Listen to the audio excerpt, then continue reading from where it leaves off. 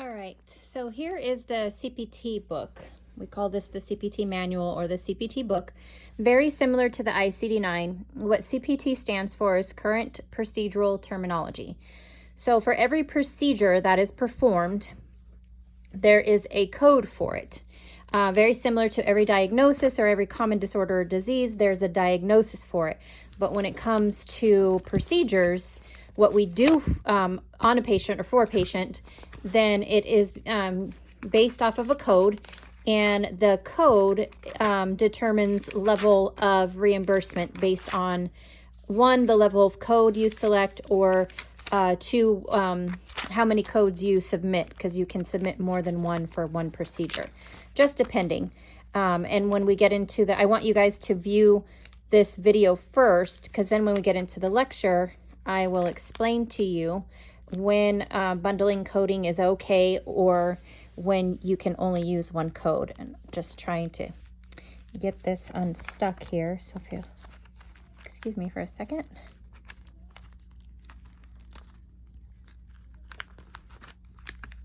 Okay. All right, so the first part of the book is the evaluation and management section. And basically these are all, we call the EM codes, or more commonly known as the office visit codes. So these are based on evaluation and management of a patient. And the way we determine whether, if we use a new or established patient CPT code or EM code, we figure out first by this tree who is a new patient and who is considered an established patient. And this is actually in our lecture, so I will make sure to go over this more in detail in the lecture. Okay, so this basically explains how we determine the level of EM code, because there's different levels, which I will get into in a minute here. But this just is the description that determines how we select the correct EM code. So here are your evaluation and management codes, starting with 99201. And these are for office or other outpatient services, and they're primarily for office visits based on new or established patient. And then they are also for consultations and hospital visits, whether it's a new patient or, again, if it's a follow-up, meaning they've already had their consultation in the hospital, and then if the doctor comes back to see them the next day, that is considered a follow-up, a hospital follow-up, okay? So new patient in the office, these are always going to start with 9920, and then the level changes based on how much time is spent with the patient, and you have to read the description here to determine how much time you would select. So if you only spent 10 minutes with the patient, you would select a 99201. If you spent 20 minutes with the patient, you would select a 99202. Then a 99203 would be if you spent 30 minutes with the patient. 99204 would be 45 minutes with the patient.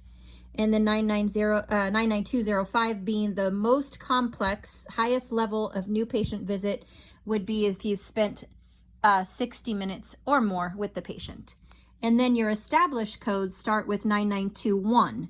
So the way to remember new patient versus established is the 9920s are new patients, 9921s are established patients, and then the last character or the last digit determines the level. So you have 1, 2, 3, 4, and again 5, depending on how much time is spent with the patient. This one determines 40 minutes is spent with the patient. You typically don't have to spend more than 40 minutes with an established patient, no matter what they're being seen for, because they are established. So you don't spend that much time with an established patient. Hospital observation services are based on inpatient level of care, so meaning the patient has been admitted into the hospital. And these start off with initial observation care. So these are very similar to hospital consultations. And these start off with 9921, and then they go 8, 9, and then, or 89, and then 20 would be the 20. So technically it's a 992, and then it's 18, 19, and 20. Okay, so those are for your initial observation care. This can be new or established, but the only difference is they are in the hospital. They are referred to as admitted for a procedure, but going home the same day. So we would call this an outpatient observation procedure code. And then you have your subsequent observation care. This is, they may have had visit number 1, now they have visit number 2, and this is where you would bill. And these ones start at 2.4 all the way to 2.6. So 2.4, 2.5, and 2.6, still the 992. Okay. Hospital inpatient services, again, they've been admitted, but now they're not being sent home same day. The initial hospital care, whether they're new or established in the clinic, they are considered what we call a hospital consultation. Even if they've been admitted before, we still consider these hospital initial consultation visits. So these are always going to be 992s, and they are going to start at 2.1, 2.2, 2.3, and then you have 2.4, 2.5, and 2.6. And these again are based on how much time is spent with the patient. As you can see here, 99223 is 70 minutes are spent at the bedside. That's a long time. So that's a pretty high level. That is why you see 224, 225, and 226 stating code is out of numerical sequence, to go back to the codes 99219 to 99222, because you're really not going to spend more than 70 minutes bedside at a patient's bedside. Okay. Subsequent is your follow-up, your hospital follow-ups, and those are going to be 992 31, 32, 33, and that's it, because 33 is 35 minutes, and again, you're really not spending that much time, more than 35 minutes with for a hospital follow-up. It's usually to come in, see how they're feeling, make any changes to medications, order some labs or images, or discharge them.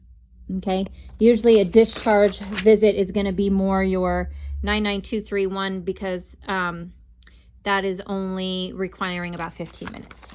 Okay, so these are all your different EM codes. I'm not going to go through all of them. I just wanted to show you. Very similar to the ICD-10 book, you have these different tabs. Okay, all color coded. The only difference with the ICD-10 versus the CPT is that your alphabet index is all the way in the back. Sorry, it got a little blurry there for a second. So your purple index, or your purple tabs, are all your alphabetic index. Okay, so this is where we're going to go looking for a procedure. So if I had an abrasion to the skin, okay, let me clear that up for you, and it was a lesion, okay, then I would go look at CPT code 15786. And again, very similar to the ICD-10 book, these are based on a tabular list depending on the body system location. Okay, so that was 15. Let me check that again. Sorry. Good thing, or one important thing to remember when dealing with any diagnosis or CPT code is be sure to write the codes down on a little tiny piece of paper. 15786. So we're going to come here, and you're going to find your numbers here at the top left and top right corner. So we're going to go to 1576. 19, 15.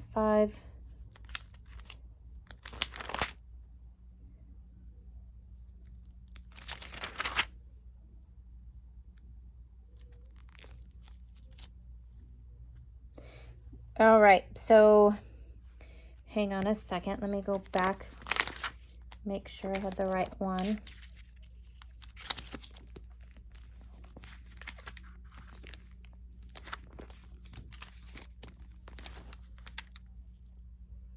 One 5786.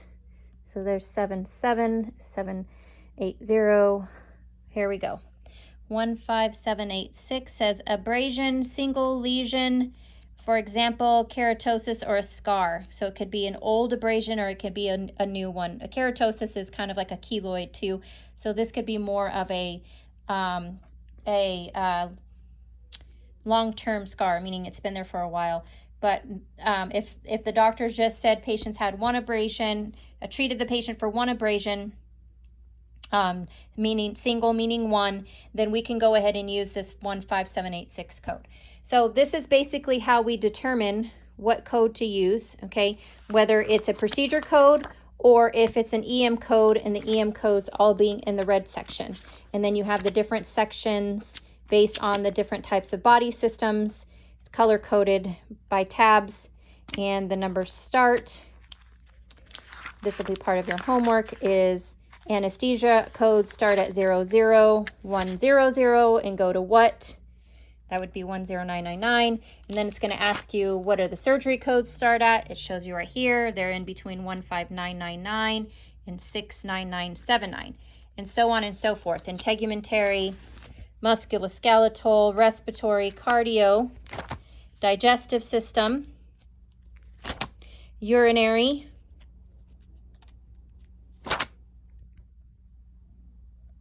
okay, and then we have male genital system, female genital system, nervous system, okay, and then we have eye and ocular, and then we have radiology codes, okay, and then past this blue section, which is your pathology and laboratory, then you get into your medicine codes, your vaccine codes, your psych codes, your dialysis codes, gastro for stomach, ophthalmology codes, endocrine codes, and then you have more neuro codes here. These are for medicine. These are all your medicine codes.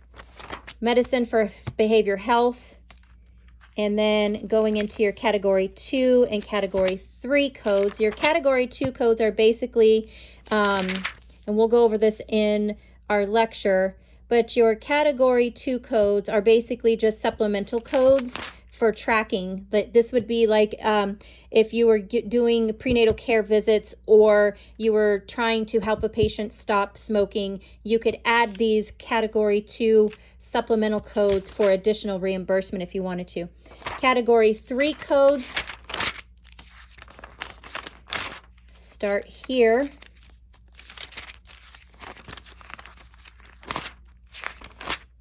And your category 3 codes are just temporary codes, and this is more using emerging for your technology services, your paradigms. If you used computed assistance or computer assistance type, your you know how you do trying to think of the term here. Sorry, it just kind of left my head. But when you're using a when you're doing some type of laser surgery and you have to use a computer or a device that is computerized, then when you would use your category 2 codes. And then here is your, again, your tabular, or excuse me, your alphabetical index, and that's how you would look up the code before selecting the actual, you would look up the term before selecting the actual code. Very similar to the ICD-10 process. So these are your CPT code books. I'll now have you guys go in and watch the lecture. And if you have any questions, you can email me or contact me and we'll go over it together. And we can also set up one-on-ones if you guys really feel like you need a little bit more one-on-one tutoring. Okay? Thank you, ladies. Have a great evening.